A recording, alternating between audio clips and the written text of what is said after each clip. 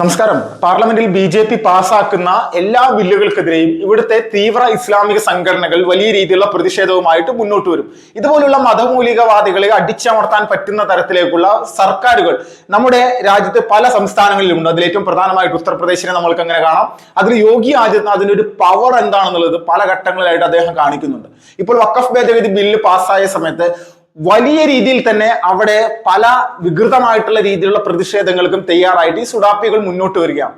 അപ്പോൾ ഇപ്പോ ഏകദേശം 300ഓളം പേർക്ക് കൃത്യമായിട്ടുള്ള ഒരു താക്കീതോടുകൂടി 2 ലക്ഷം രൂപയുടെ പിഴയടക്കാൻ വേണ്ടിയിട്ടുള്ള ഒരു നിർദ്ദേശം സംസ്ഥാന സർക്കാരിന്റെ ഭാഗത്ത് ഉണ്ടായിരിക്കണം. കാരണം വലിയ രീതിയിൽ ഈ പറയുന്ന ഉത്തർപ്രദേശിന്റെ പല പ്രദേശങ്ങളിലും ഇവരുടെ ഈ ഒരു പ്രതിഷേധം സംഘർഷങ്ങളിലേക്ക് എത്താനുള്ള സാഹചര്യവും രാജ്യവിരുദ്ധമായിട്ടുള്ള പ്രസ്താവനകൾ നടത്തുന്ന രീതിയിലേക്കുള്ള നിലപാടുകൾ വന്നപ്പോൾ കൃത്യമായിട്ട് 300ഓളം സുഡാപ്പികൾക്ക് നേരെ ഇപ്പോൾ നടപടി എടുത്തിരിക്കുകയാണ്.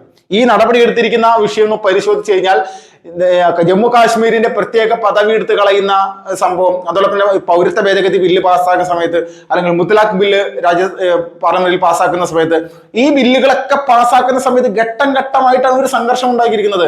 റെയിൽവേ സ്റ്റേഷനുകൾ ആക്രമിക്കുക, ബസ് സ്റ്റാൻഡുകൾ ആക്രമിക്കുക, സർക്കാർ ഓഫീസുകൾ ആക്രമിക്കുക, പ്രധാനപ്പെട്ട നഗരങ്ങൾ കേന്ദ്രീകരിച്ചുകൊണ്ട് സുഡാപ്പുകൾ ഒന്നിച്ച് കൂട്ടമായി വന്നുകൊണ്ട് കാണുന്ന കടകളും അവരുടേതല്ലാത്ത രീതിയിലുള്ള സംവിധാനങ്ങൾ ഏകപക്ഷീയമായിട്ട് ആക്രമിക്കുക, വർഗീയ സംഘർഷങ്ങൾ വർഗീയ കലാപങ്ങൾ ഉണ്ടാക്കിക്കൊണ്ട് നമ്മുടെ രാജ്യത്തിനെ അസ്വസ്ഥമാക്കുക. ലോക രാജ്യങ്ങളുടെ ഉള്ളിൽ ഇന്ത്യ മഹാരാജ്യത്ത് വലിയ സംഘർഷങ്ങളും ഭീതിജനകമായിട്ടുള്ള അവസ്ഥയും ഉണ്ട് എന്ന് കാണിക്കുക. ഈ അവസ്ഥ തന്നെയാണ് നമ്മൾ 2004 മുതൽ 2014 വരെയുള്ള സമയങ്ങളിൽ രാജ്യത്തെ പ്രധാനപ്പെട്ട നഗരങ്ങൾ കേന്ദ്രീകരിച്ചുകൊണ്ട് ഇതുപോലെയുള്ള ഭീകരവാദ സംവിധാനങ്ങൾ, ഭീകര സംഘടനകൾ, ISIS എന്നുള്ള സംഭവം വരുന്നതിന് മുന്നോടിയായിട്ട് തന്നെ നമ്മുടെ രാജ്യത്തിന് പ്രവർത്തിച്ചിരുന്നത് ഇന്ത്യൻ മുജാഹിദീൻ, ലഷ്കർ-ഇ-തയ്യിബ, അതുപോലെ സിമി, അങ്ങനെയുള്ള പല ഭീകരവാദ സംഘടനകളും. ഇവന്മാർ ഓരോ ദിവസവും രാജ്യത്തെ പ്രധാനപ്പെട്ട നഗരങ്ങളിലെ പ്രത്യേക സ്ഥലങ്ങൾ മാത്രം, ജനങ്ങൾ ഏറ്റവും കൂടുതൽ തിങ്ങി വരുന്ന സ്ഥലങ്ങൾ തിരഞ്ഞെടുക്കുക, അവിടെ പൊട്ടിക്കുക. സ്ഫോടനത്തിൽ ഗുരുതരമായിട്ട് പരിക്കേൽക്കുന്നു, നിരവധി ആളുകൾ മരിക്കുന്നു. ഇങ്ങനെയുള്ള സാഹചര്യം ഉണ്ടാകുന്നു. ലോകത്തിന് മുന്നിൽ ഇന്ത്യ എന്താകുന്നു? അരക്ഷിതാവസ്ഥയുള്ള ഭീതിജനകമായിട്ടുള്ള പാകിസ്ഥാനിലെ സ്ഥിതിയുള്ള അതേ സാഹചര്യമുള്ള ഒരു നാടാണ് നമ്മുടെ രാജ്യം എന്നുള്ള രീതിയിലേക്ക് വരുത്തി തീർക്കുക. ഈ സംവിധാനം ഇപ്പോ പൗരത്വ ഭേദഗതി ബില്ല് വന്ന സമയത്ത് BJP പലതരത്തിലുള്ള രീതിയിൽ ഭീകരവാദികളുടെ ഈ പ്രവർത്തനങ്ങളെ ബ്ലോക്ക് ചെയ്തെങ്കിൽ പോലും ജിഹാദി ഗ്രൂപ്പുകൾ കൃത്യമായിട്ട് സ്ഫോടന പരമ്പരകളിൽ നിന്ന് വിട്ടുമാറിക്കൊണ്ട് ഒരു ആളുകളുടെ ഒരു കൂട്ടമായിട്ട് വന്നുകൊണ്ട് ഓരോ പ്രദേശങ്ങൾ അടിച്ചു തകർക്കുക, നശിപ്പിക്കുക എന്നുള്ള നിലപാടിലേക്ക് ഉമാർ മാറുന്നു. അപ്പൊ ഈ സാഹചര്യം ഇന്ത്യ മഹാരാജ്യത്തെ സംബന്ധിച്ച് വലിയ നാണക്കേട് ഉണ്ടാക്കുന്ന ഒരു വിഷയമാണ്. അപ്പോൾ സംസ്ഥാന സർക്കാരുകൾ കൃത്യമായിട്ടുള്ള നടപടിക്രമങ്ങൾ എടുത്തുകൊണ്ട് മുന്നോട്ട് വരികയാണ്.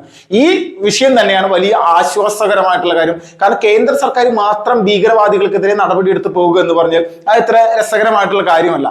ഇത് കൃത്യമായിട്ട് ഓരോ സംസ്ഥാനങ്ങളും ഈ നടപടി സ്വീകരിക്കാനായിട്ട് തയ്യാറാണ്. നമ്മൾ കേരളത്തിന്റെ ഒരു സിറ്റുവേഷൻ പരിശോധിച്ച് കഴിഞ്ഞു കഴിഞ്ഞാൽ കേരള പോലീസ് എവിടെയാണ് ഭീകരവാദ ഗ്രൂപ്പുകളെ അറസ്റ്റ് ചെയ്യുന്നത്? ഇപ്പൊ കഴിഞ്ഞ ദിവസം SDP-യുടെ നേതാവിന് തന്റെ കാർഡ് പോലും, പെർമിറ്റ് കാർഡ് പോലും കൊടുത്തുകൊണ്ട് സാധനങ്ങൾ വാങ്ങിക്കാനുള്ള സഹായം ചെയ്തിരിക്കുന്ന ഒരു സ്പെഷ്യൽ ബ്രാഞ്ച് ഉദ്യോഗസ്ഥനായിരുന്നു പെരുമ്പാവൂരിൽ നിന്ന് ഇപ്പോൾ സസ്പെൻഡ് ചെയ്യപ്പെട്ടത്. അപ്പോൾ പോലീസിന്റെ അകത്ത് പോലും ഇതുപോലുള്ള കലാപരിപാടികൾ നടത്തുന്ന ആളുകൾ. രണ്ടാമത്തത് നമ്മുടെ ശ്രീനിവാസൻ വധവുമായി ബന്ധപ്പെട്ടുകൊണ്ടൊക്കെ പാലക്കാട് പരിശോധിച്ചു കഴിഞ്ഞാൽ അവിടുത്തെ 4 പോലീസുകാർ, പോപ്പുലർ ഫ്രണ്ടുകാരൊക്കെ ബിരിയാണി വാങ്ങിച്ച് അവരിൽ നിന്ന് കഴിക്കുന്ന തരത്തിലേക്കുള്ള നിലപാടുകൾ ഒക്കെ ഇതെല്ലാം കാണുകയാണ്. അപ്പൊ നമ്മുടെ കൊച്ചു കേരളത്തെ സംബന്ധിച്ച് പൂർണ്ണമായിട്ട് പോലീസിന്റെ അകത്ത് പോലും ഈ ഭീകര ഗ്രൂപ്പുകൾക്ക് വലിയ സ്വാധീനമായ ഒരു സാഹചര്യം തന്നെ. അപ്പൊ ഇങ്ങനെയുള്ള സാഹചര്യങ്ങൾ കൃത്യമായിട്ട് നമ്മുടെ രാജ്യത്ത് ഉത്തർപ്രദേശ് പോലെയുള്ള സംസ്ഥാനങ്ങളിലും ഉണ്ടായിരുന്നു. സമാജ്വാദി പാർട്ടി എല്ലാം ഭരിക്കുന്ന സമയത്ത്, അതുപോലെ BSP ഭരിക്കുന്ന സമയത്ത് ഇന്നതൊക്കെ പൂർണ്ണമായിട്ട് തുടച്ചു നീക്കപ്പെട്ടിരിക്കുകയാണ്, ക്ലിയർ ചെയ്തിരിക്കുകയാണ്. രാജ്യസ്നേഹികളും രാഷ്ട്രവാദികളുമായിട്ടുള്ള ആളുകൾ മാത്രമാണ് ഇന്ന് ഉത്തർപ്രദേശിലെ പോലീസ് സേനയിൽ അടക്കമുള്ളത്. കാരണം അവരെ സംബന്ധിച്ച് അവർക്ക് മുഖം നോക്കാതെ തന്നെ ഈ ഭീകര ഗ്രൂപ്പുകൾക്കെതിരെ നടപടിയെടുക്കാനുള്ള ചങ്കൂറ്റവും മാനസികാവസ്ഥയും ഉണ്ട്.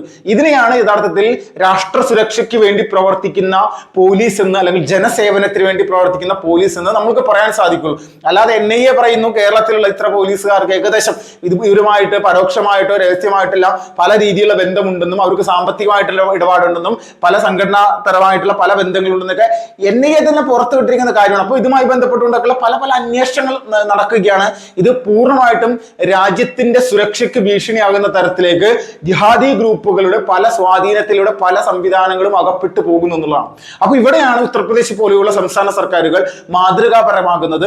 ഒരു സംശയവുമില്ല, രാഷ്ട്രത്തെ സംബന്ധിച്ച് ഭീകരവാദ ഗ്രൂപ്പുകൾ ഏതെല്ലാം തരത്തിൽ എവിടെ നിന്നെല്ലാം ഉയർന്നു വരുന്നുണ്ടോ അവിടെ ഈ ഭീകര ഗ്രൂപ്പുകളെ പൂർണ്ണമായിട്ടും അടിച്ചമർത്തുന്ന തരത്തിലേക്കുള്ള നിലപാടുകൾ സ്വീകരിക്കുന്നു. 2 ലക്ഷം രൂപയാണ് ഇപ്പോൾ പിഴയായിട്ടിരിക്കുന്നതെങ്കിൽ ഇത് വരും ദിവസങ്ങളിൽ 1000-ന് മുകളിൽ ആളുകളിലേക്ക് എത്താനുള്ള സാഹചര്യമുണ്ട്.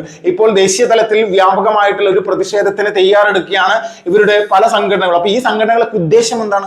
എന്തിന്റെ അടിസ്ഥാനത്തിലാണ് ഇവർ ഈ പരിപാടി നടത്തുന്നത്? രാജ്യത്തെ ജനങ്ങൾക്ക് അസ്വസ്ഥത ഉണ്ടാക്കുന്ന ഒരു കിരാത നിയമം നെഹ്റുവിന്റെ കാലം മുതൽക്ക് തന്നെ പല ഘട്ടങ്ങളിലായിട്ട് ഈ ഗ്രൂപ്പുകൾക്ക് വലിയ രീതിയിൽ സുഖിച്ചു വാഴാൻ അല്ലെങ്കിൽ ഇവിടുത്തെ ഭൂമികൾ മുഴുവൻ തട്ടിയെടുക്കാൻ ഇവരുടെ 2047 ആ ഒരു പ്രത്യേക ജിഹാദി രാഷ്ട്രം രൂപീകരിക്കുന്നുള്ള നിലപാടിലേക്ക് കാര്യങ്ങൾ പോകുന്ന തരത്തിലേക്ക് പിന്തുണയുള്ള ഒരു നിയമം, ആ നിയമത്തിലെ കിരാത സംവിധാനങ്ങൾ എടുത്തു മാറ്റിക്കൊണ്ട് ഇതിനെ ഉടച്ചു മാർക്കുക എന്നുള്ളത് കാലഘട്ടത്തിന്റെ ആവശ്യമാണ്. അത് പ്രധാനമന്ത്രി നരേന്ദ്രമോദിയുടെ നേതൃത്വത്തിൽ മാത്രമാണ് അത് ചെയ്യാനുള്ള കപ്പാസിറ്റി ഉള്ള ആളുകൾ ഇവിടെയുള്ളൂ.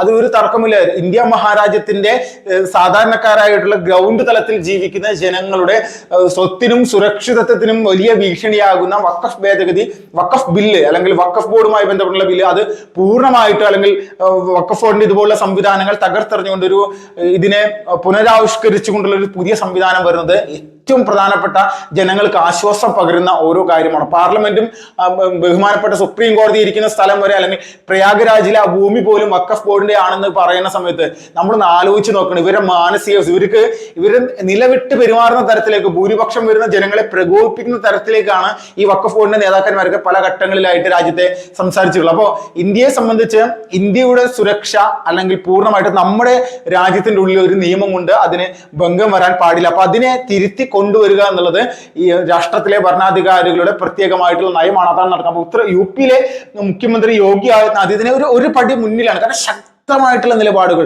അവിടുത്തെ ഗുണ്ടകൾ അടിച്ചമർത്തുന്നതിനായിട്ടുള്ള വിഷയങ്ങൾ കൃത്യമായിട്ട് ചെയ്യുന്നു. 4 മണിക്ക് ശേഷം ഉത്തർപ്രദേശിലെ പല നഗരങ്ങളിൽ സ്ത്രീകൾക്ക് ഇറങ്ങാൻ സാധിക്കാത്ത, ഗ്രാമങ്ങളിൽ പോലും ഇറങ്ങി നടക്കാൻ പറ്റാത്ത സാഹചര്യങ്ങൾ ഉണ്ടായിരുന്നു.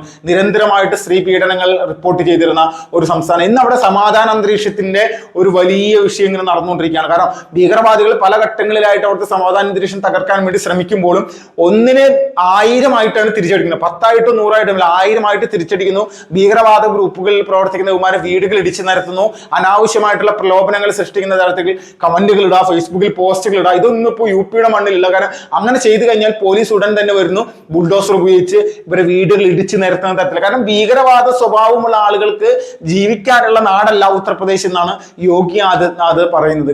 അത് കൃത്യമായിട്ട് അദ്ദേഹം പറയുക മാത്രമല്ല നടപ്പിലാക്കിക്കൊണ്ട് മുന്നോട്ട് വരികയാണ്. അപ്പൊ ഇതാണ് ഇന്ത്യ മഹാരാജ്യത്തെ ഏറ്റവും ശക്തമായിട്ടുള്ള ഒരു ഭരണാധികാരിയുടെ ഏറ്റവും വലിയ ഉദാഹരണം. അത് യോഗി ആദിത്യനാഥ് ആണെന്നുള്ളത് തർക്കമില്ല. രാഷ്ട്രത്തെ സുരക്ഷ എന്നും പറയുന്ന രാഷ്ട്രത്തിന്റെ സുരക്ഷ എന്നുള്ളത് വലിയ രീതിയിൽ മുന്നോട്ട് വെക്കുന്നു. അടുത്ത പ്രധാനമന്ത്രി പദത്തിലേക്ക് അടക്കമെത്താൻ ശേഷിയുള്ള, കപ്പാസിറ്റിയുള്ള, കഴിവുള്ള ഒരു മുഖ്യമന്ത്രിയായിട്ട് യോഗി മാറുന്നു.